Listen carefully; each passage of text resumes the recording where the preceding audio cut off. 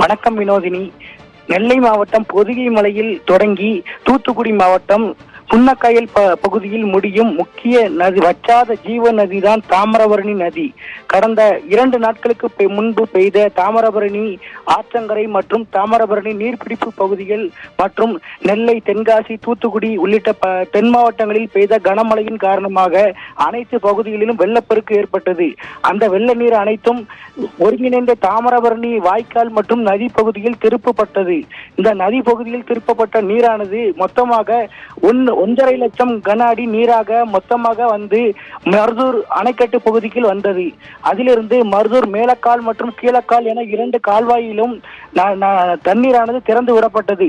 இந்த மருதூர் அணைக்கட்டில் இருந்து வரப்பட்ட தண்ணீரானது நேரடியாக ஸ்ரீவைகுண்டம் அணைக்கட்டுக்கு வந்த பின்னர் அதன் பின்னர் நேரடியாக ஏரல் தாமிரபரணி ஆற்றின் வழியாக புன்னக்காயல் பகுதிக்கு சென்று கடலில் கலக்கிறது. இந்த நிலையில் ஏரல் தாமிரபரணி ஆற்று பாலமானது தரை பாலமாக இருந்த நிலையில் கடந்த அதிமுக ஆட்சி காலத்தில் அந்த பாலத்தை உயர்த்தி கட்ட வேண்டும் என பல்வேறு மக்கள் கோரிக்கை விடுத்திருந்த நிலையில் அந்த பாலத்தை புதிதாக கட்டினர்.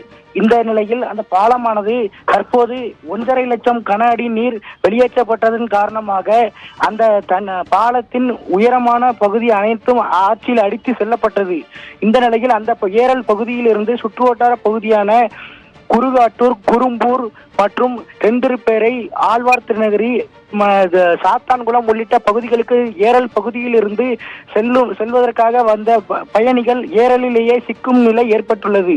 மேலும் சிறிது நேரத்திற்கு முன்புதான் தமிழக மீன்வளத்துறை அமைச்சர் ஏரலில் சிக்கி இருந்தார். அவரை தேசிய பேரிடர் மீட்பு படையினர் மீட்டு அவரை கொண்டு வந்தனர். இது குறித்து நமது செய்தி ஆசிரியர் கண்ணன் அவர்கள் தெரிவித்ததை கேட்டிருப்போம்.